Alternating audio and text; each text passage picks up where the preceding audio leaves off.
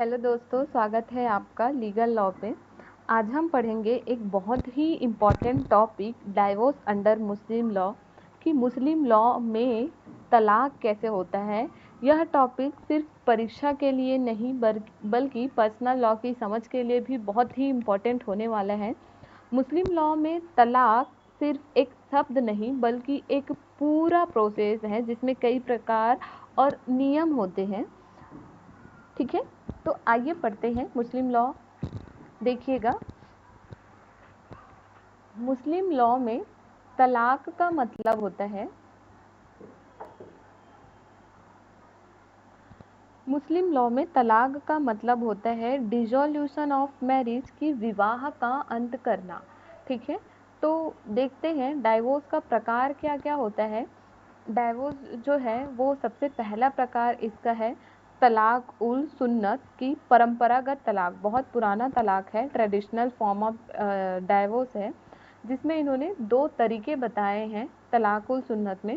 सबसे पहला है तलाक अहसन, सबसे अच्छा तरीका माना जाता है तलाक का। एक बार तलाक बोलना है, ठीक है, फिर नो रिलेशन ड्यूरिंग इद्दत, कि आप जैसे कि यहाँ पे आप एक बंदा जो है वो प्रोनाउंस कर दिया तलाक करके, उसके बाद जो है उसका जो भी इद्दत पीरियड होगा, जैसे इद्दत पीरियड 30 दिन का होगा, ठीक है, तो इस इद्दत पीरियड में जो है वो बिल्कुल भी इससे कोई रिलेशन नहीं रखेगा, इवन पति पत्नी वाला कोई भी संबंध नहीं होगा। ठीक है, अगला आता है तलाक हसन। तलाक हसन है अच्छा तरीका, वो था बहुत ही अच्छा और ये था सिर्फ अच्छा। 3 प्रोनाउंसिएशन इन 3 तुहर। 3 तुहर कहने का मतलब है कि तुहर 1, तुहर 2, तुहर 3, मतलब ये हुआ एक तुहर, ये हुआ 2 तुहर और ये 3 तुहर। 3 तुहर मतलब कि ये 30 दिन, ये 30 दिन और ये 30 दिन।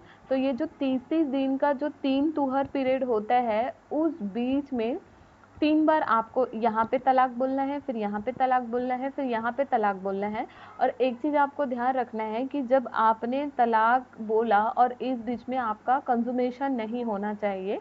अगर आपने कंजुमेशन कर दिया हस्बैंड और वाइफ, तो यहाँ पे आपका तलाक जो है वो ख़त्म हो जाएगा। ठीक है, देखिए सेकेंड फॉर्म ऑफ तलाक होता है, इसको बोलते हैं तलाक उल बिद्दत। इसको बोलते हैं 3 तलाक, जो अभी इंडिया में बहुत कंट्रोवर्सी हुआ है, जिसको ट्रिपल तलाक, इंस्टेंट या इररिवोकेबल, कि आपने जैसे ये एक बार में तलाक तलाक तलाक 3 टाइम आपने कहा तलाक तलाक, फिर ये आपका तुरंत तलाक हुआ। इवन की वो जो महिला है वो चाहे सुनी हो चाहे ना सुनी हो, तलाक हो जाएगा। ठीक है, 1 सिटिंग, एक बार में ही आप बोलेंगे तलाक तलाक तलाक 3 बार।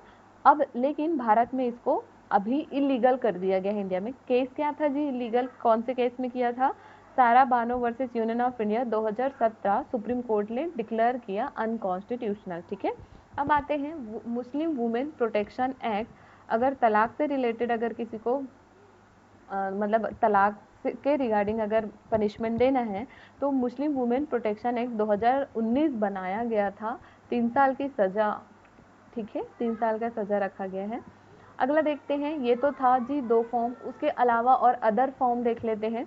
ठीक है, इला, जीहर और तलाक ए तफवीज़, तलाक तफवीज़। इला का मतलब है हस्बैंड वाइफ अब्स्टेंटिनस की wife can seek judicial divorce, कि पति 4 महीने संबंध ना बनाए तो पत्नी तलाक ले सकते हैं अपने हस्बैंड से। ठीक है, जिहर का मतलब है कि अपनी बीवी का कंपेयर करते हैं किनसे, तो वाइफ प्रोहिबिटेड रिलेशन, लाइक अब प्रोहिबिटेड रिलेशन कैसे, माँ है या बहन है, तुम मेरी बहन जैसे दिखती हो, या तुम मेरी मेरी माँ, ऐसे अगर वो बोल दिया तो वहाँ पे भी तलाक माना जाएगा जिहर के थ्रू। ठीक है, इला का मतलब है कि हस्बैंड जो है वो बिना बताए 4 महीने से मैरिटल रिलेशनशिप फॉलो नहीं कर रहा है। तो अब आता है तलाक ए तफवीज़, जिसमें पति पत्नी को तलाक का अधिकार देता है।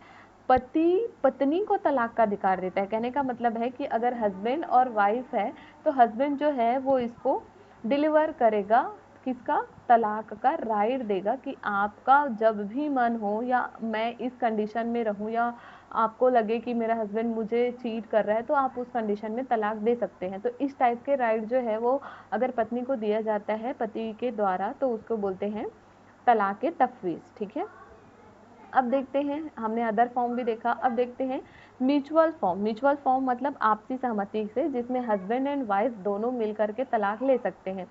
सबसे पहले खुला। खुला का मतलब है कि यहाँ पे ना डिमांड करती है, कौन डिमांड करती है जी, वाइफ डिमांड करती है, और साथ ही वो कंपनसेशन भी देती है कि आप तलाक के बदले क्या लेंगे, ऐसा करके वो ऑफर भी करती है। वो हस्बैंड के ऊपर है कि एक्सेप्ट करे या ना करे, ठीक है, पहला। फिर आता है दूसरा, मुबारत। मुबारत कहने का मतलब है कि म्यूचुअल अग्रीमेंट होता है डाइवोर्स का। जैसे खुला में यहाँ पे कंपनसेशन देना होता है और वाइफ ही इनवाइट करती है डाइवोर्स के लिए, बट यहाँ पे वाइफ इनवाइट नहीं करती है और साथ ही कोई कंपनसेशन भी नहीं देगा। हस्बैंड और वाइफ दोनों आपस में मिल करके बोलेंगे कि हम दोनों के बीच नहीं जम रहा है और हम दोनों को अलग हो जाना चाहिए, तो हम तलाक के लिए अर्जी लगा देते हैं, ऐसा। अब देखते हैं जी जुडिशियल डाइवोर्स कैसे होता है। अभी तो हमने पढ़ा कि मुस्लिम लॉ में कैसे होता है, बट अभी हम पढ़ेंगे कि जुडिशियल डाइवोर्स कैसे कैसे होता है। जैसे मुस्लिम मैरिज डिसोल्यूशन एक्ट 1939 के अंतर्गत तलाक के क्या क्या कारण हो सकते हैं, मतलब कौन कौन से ग्राउंड है जिसमें आप तलाक ले सकते हैं, तो इसका सेक्शन नंबर लिखिएगा। सेक्शन नंबर 2 ऐसा बताता है कि वो कौन कौन से ग्राउंड है। सबसे पहले ग्राउंड लिखिएगा, पति अगर 4 साल से लापता है, हस्बैंड मिसिंग फॉर 4 ईयर्स। फिर आता है no maintenance for 2 years and 7 साल। थर्ड देखिएगा, जेल सेंटेंस हो गया है, 7 साल का उसे सजा हो गया है। फिर फेजल होता है मैरिटल ड्यूटी के लिए, तो फोर्थ नंबर पे।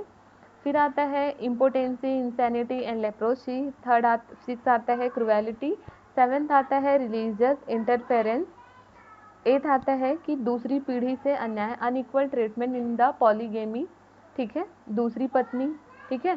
फिर कोई भी वैध कारण जो है वो अगर है तो आप तलाक ले सकते हैं। तो ये था जी सेक्शन 9 के अंतर्गत हमें 9 ग्राउंड देता है तलाक का। Thank you so much everyone.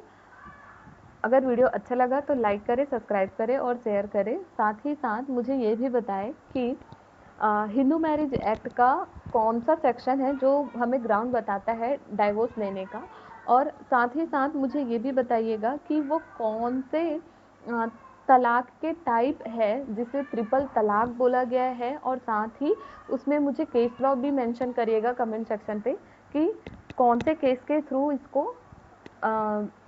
Illegal declare किया गया है इंडिया में, ठीक है, और कौन से ईयर का है, विथ ईयर मुझे मेंशन करिएगा। साथ ही साथ मुझे ये बताइएगा कि जो सबसे अच्छा वेरी गुड फॉर्म, मतलब बहुत अच्छा फॉर्म कौन सा है तलाक का। मैं ऐसा इसलिए पूछती हूँ ताकि आपका नॉलेज गेन हो, आपके माइंड में रिकॉल हो पाए चीज़ें, ठीक है। Thank you.